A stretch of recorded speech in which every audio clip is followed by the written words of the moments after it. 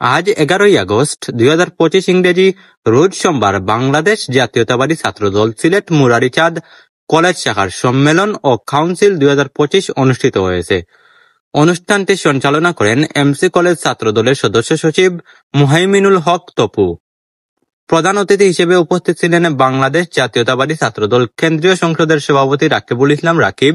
সভাপতিত্ব করেন MC college ছাত্রদলের আহ্বায়ক সেলিম আহমদ সাগর। বিশেষ অতিথি হিসেবে উপস্থিত ছিলেন বাংলাদেশ জাতীয়তাবাদী ছাত্রদল কেন্দ্রীয় সংসদের সহ-সভাপতি শফিকুল ইসলাম, কেন্দ্রীয় সংসদের যুগ্ম সম্পাদক ইব্রাহিম কাদরি, সিলেট জেলা মহানগর ছাত্রদলের সভাপতি সুদীপ জ্যোতি, সিলেট জেলা মহানগর ছাত্রদলের সাধারণ সম্পাদক ফজলে রাব্বি আহসান।